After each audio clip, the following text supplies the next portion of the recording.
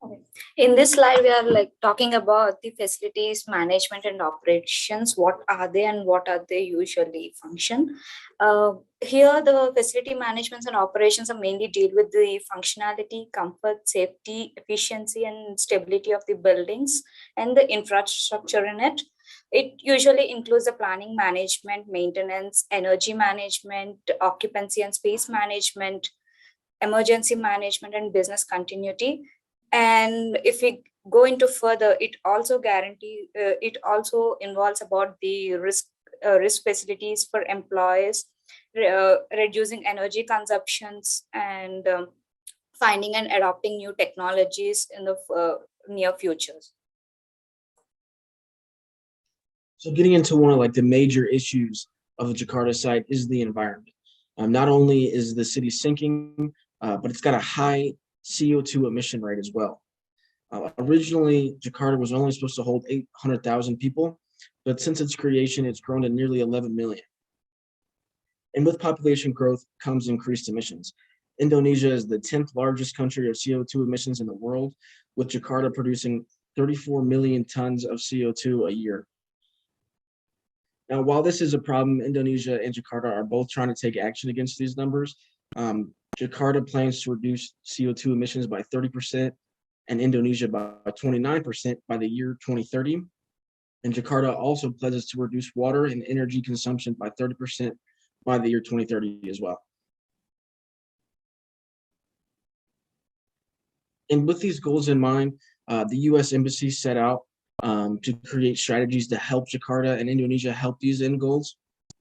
The U.S. Embassy is LEED Gold, and some of the basic strategies that they use to obtain this is high efficiency coolers, low-flow toilets, LED lights, limiting solar heat that comes through the building through a north-south orientation on the site, as well as future planning for solar panels that cover walkways to help reduce the amount of coal and oil that's used throughout the building, really just clean energy throughout. And these are some of the basic strategies that they use to try to help Jakarta and Indonesia reach their goals of reducing emissions.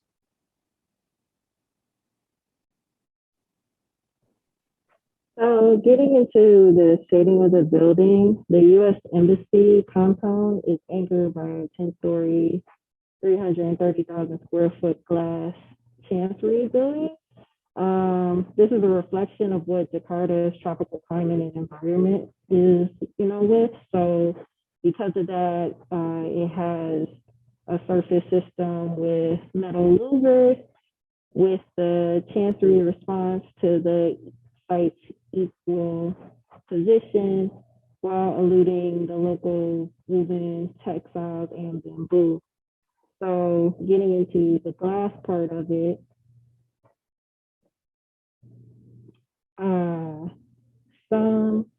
the new embassy employs expansive and blast-resistant glazing, animated by slender sunshades inspired by patterns of the Indonesian textiles. So with that being said, the format orientation also helps reduce the solar exposure. And so there are 8-story solar screens across the main facade. I know there's also within the upper level terraces that they have, that's also covered by the sunscreens as well.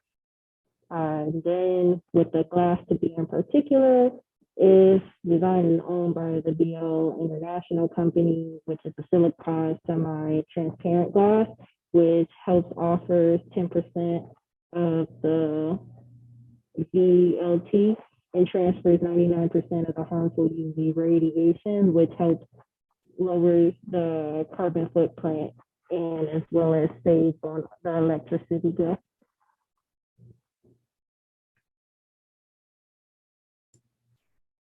Okay.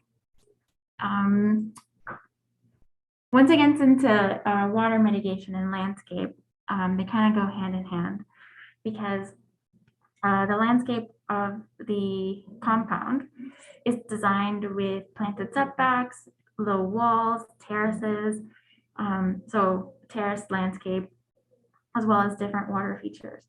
And these serve as two purposes: to act as a perimeter to the city, as well as create gathering spaces for the tenants inside. And lastly, it mitigates a lot of the excess water that they expect the area to have. Also important to note, the landscape does preserve a lot of the natural trees and preservations. And so that's integrated within the landscape as well. So two things that the current embassy does is biofiltration gardens, as well as rooftop rainwater collection.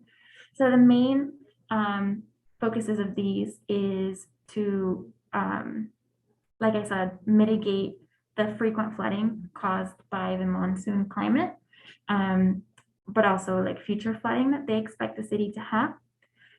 But also by collecting the rainwater and storing it and filtrating it, they're able to kind of mitigate the impact and use the resources that is already available on the site. So to go a little bit more in depth, like I mentioned before, the use of bioswales and the biofiltration gardens act as a basically filtration of rainwater and pollutants. And so what they do is that water is reused to irrigate the landscape. And so basically these tackle a lot of important factors between climate and resources. And it basically tries to tackle the problems of flooding, water scarcity, and natural biodiversity on the site.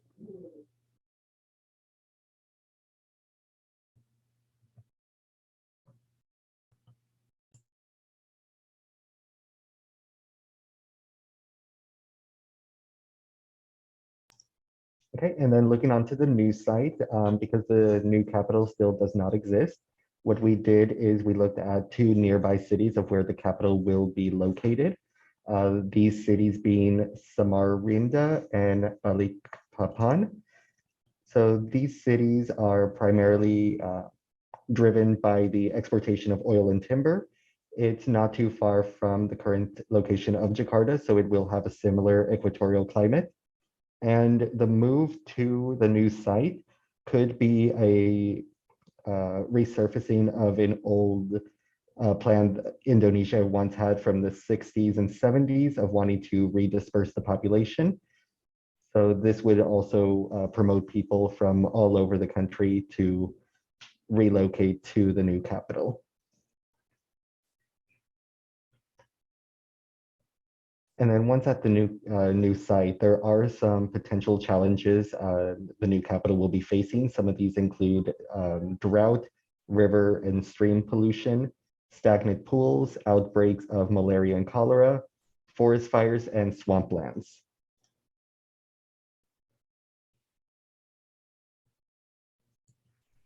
So really quickly, we want to kind of address how the new site will tackle the 5 global factors.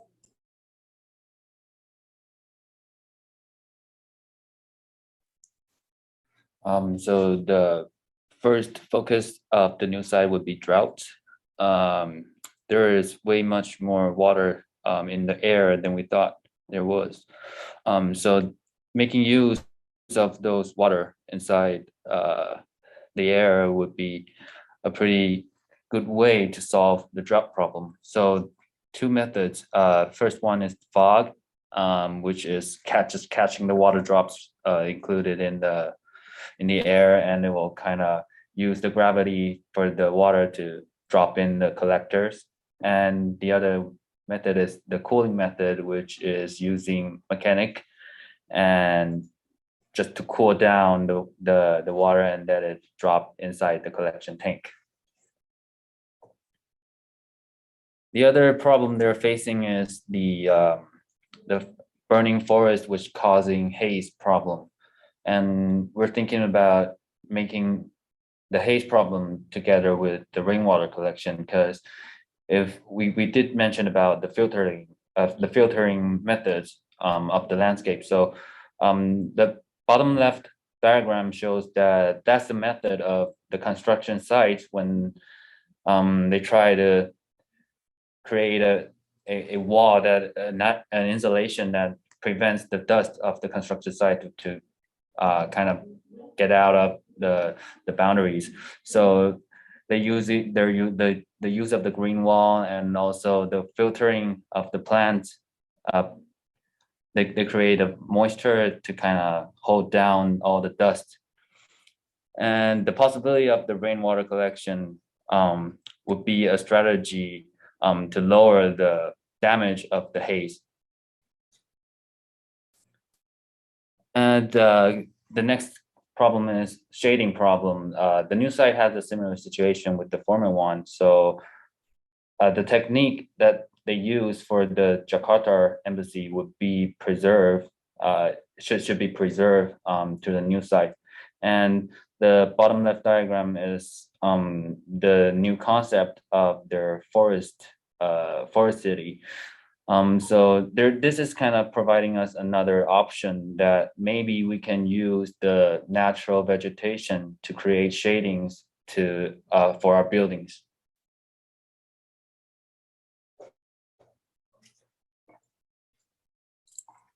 One more issue the new site could have would be earthquakes, as this is considered as a moderate scale for the East Kalimantan area. For this, we could like give few other solutions like flexible foundations, counter forces with dampings, shield the buildings from with vibrations, reinforce the building structures, and with using earthquake resistant materials, which can be which are used in the previous Jakarta site too. These are the few resources we gathered information from.